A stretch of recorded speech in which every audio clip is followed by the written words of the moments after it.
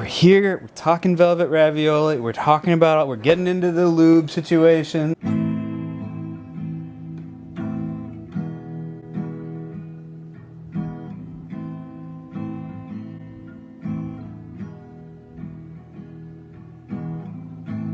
I rode a subtle horse down the mountainside. My horse stopped along the way, so I tanned his hide. He was a subtle horse.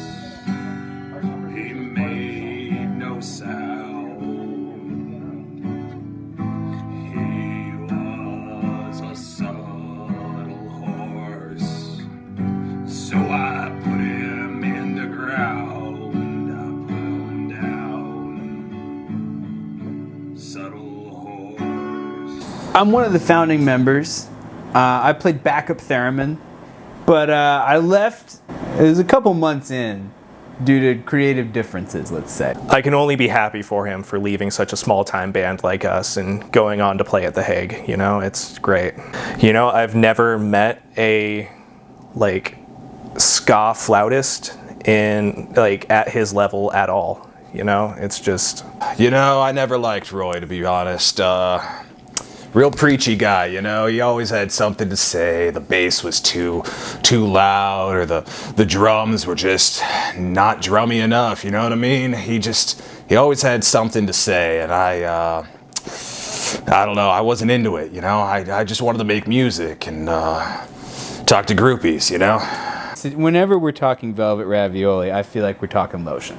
Like, it's just around the corner, it's gonna come up, so we might as well just go head on and just barrel down into it. So that's really what it centers on, if you really want to get down. What role has Lotion played in the band? I mean, come on. You've seen the videos. You've been there. You've seen it. Like, you know it. Like, it's part of the music, and it's just kind of... It's that whole vibe that those guys have. Every now and now, I get a little bit tired. I need you more than ever. I don't hold you tight. Hold you really, really tight. It's just not something that I wanted to be a part of after a while. Well, alright, so, I mean, I think everyone knows at this point that our early work was very Lotion inspired. But you know what? We weren't the only band who was using it back then. I think Corn Tractor, there was a lot of Lotion going on behind the scenes. The Prime Ministers, they were doing their whole Lotion experience. And, you know, so it wasn't like it was an isolated thing. It was really just sort of a symptom of the timing, if you know what I'm saying with that. That was problematic for a lot of reasons that I just can't get into on film. Your love is like a shadow on me all of the time. What role does Lotion play in Velvet Ravioli? Well, it's a lubricant in more ways than one. There was the natural, you know, like supple skin is important whatever you're doing. Definitely kept us light on our feet considering how much was on the stage as well. And it was a lot of a social lubricant as well, because once it started spreading out among the crowd, everyone felt okay with touching each other. It was fantastic. Lotion is what Velvet Ravioli is founded on. Are you lubricated right now? The answer is yes. I thought that James went a little overboard with the Lotion, but after a while, I kind of started seeing his point. You know, I kind of started understanding where he was going with it, and as a creative process, I think that Lotion has its place in the creative environment, and you know, it's just one of those things that you can't ever be moist enough. There has never once been a more extreme period in my life. The absolute lifestyle of it was unmatched, unparalleled. The screaming fans, the drugs, the sex, I had none of it.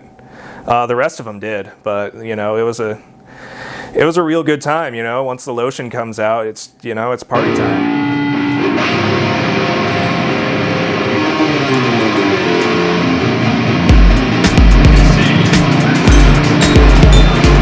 Wheels are extremely useful for drying strips of unleavened dough. We'd like to take a moment to introduce the band. This is us. We are the band. Thank you. I'm the band! Yeah! We hit the stage, clothes come off, and magic happens.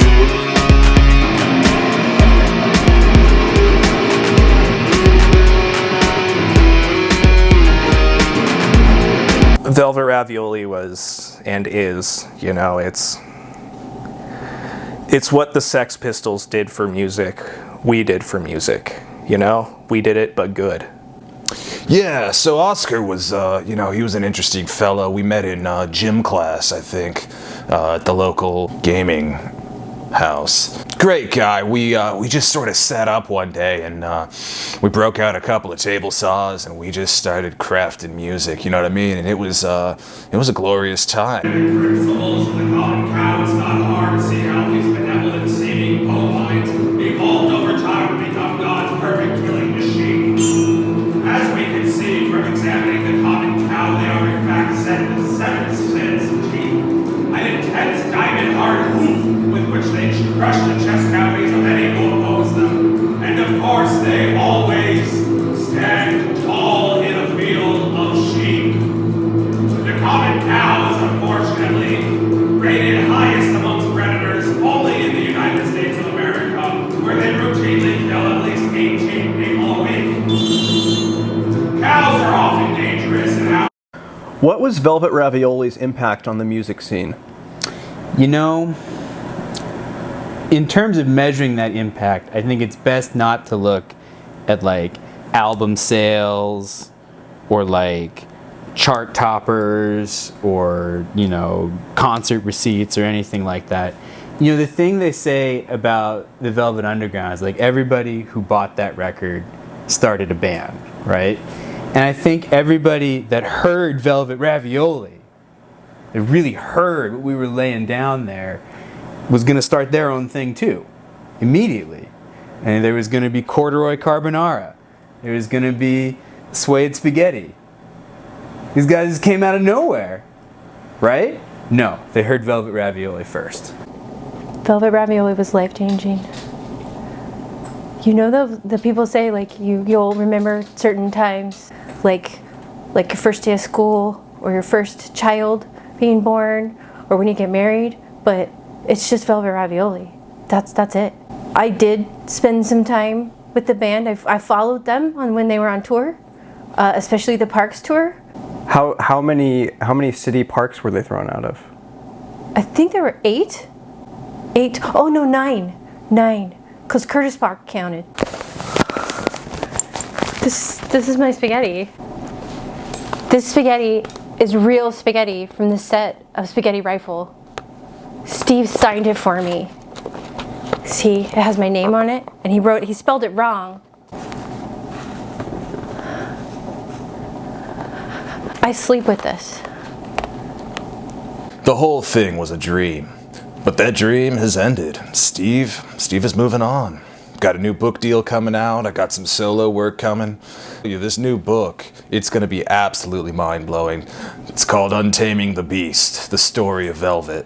And I think you're going to find some interesting things in there that, maybe your average reader wouldn't be expecting. I will recite for you an excerpt from the second chapter. You have it memorized.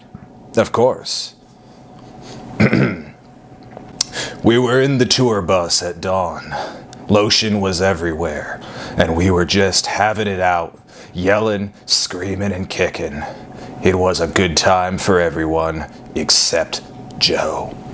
Now, why was it not a good time for Joe? Well, you find that out in the third chapter. You're gonna have to buy the book before you find that one. So there's some gems in there, let me tell you. What can you tell me about the toast incident? I thought you weren't going to mention it. I was worried that was going to happen, but do I have to answer? That was a horrible day.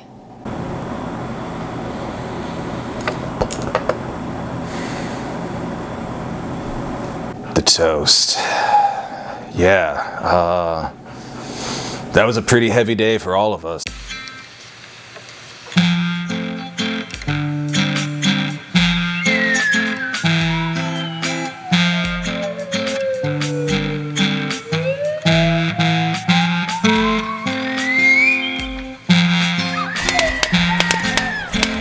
Toast?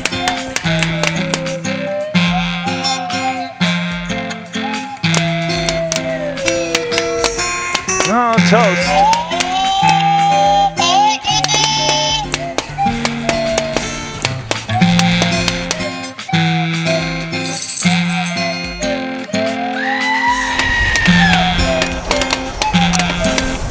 Toast?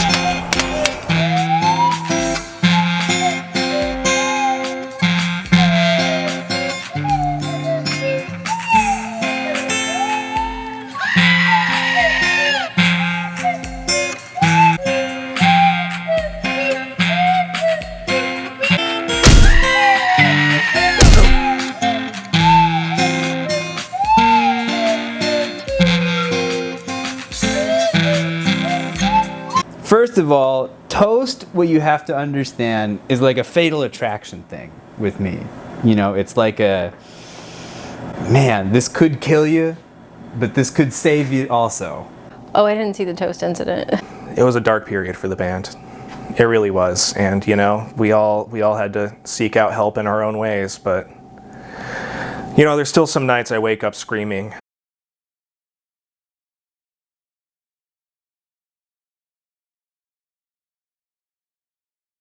I never pictured myself as one of those people that goes on about their higher power and goes into that, but when you've slid as far as some of us have slid, and you've totally lost the friction to hang on to everything good in your life, and you realize that everything you're trying to hold on to is just coming right through your fingers, like what you really want is someone to hold you fast and hold you tight, and you to be able to do the same yourself. And that's the kind of thing I found when I'm in the grip of his love, where I know I won't slip out and I won't slide away. Like, that's a security that you can't get it. I couldn't get it on the road. I couldn't get it in the studio. But I thank goodness and I thank my Lord and my secure Father for holding me tight right there and not letting me slide away. There's times in your life that you get through, and then there's times that get through you. And that was definitely one of them.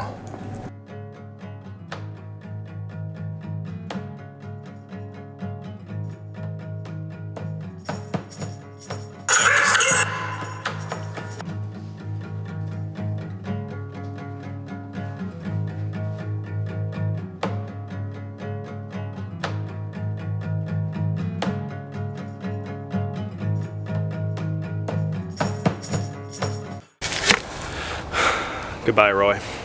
You're getting slippery in the sky now.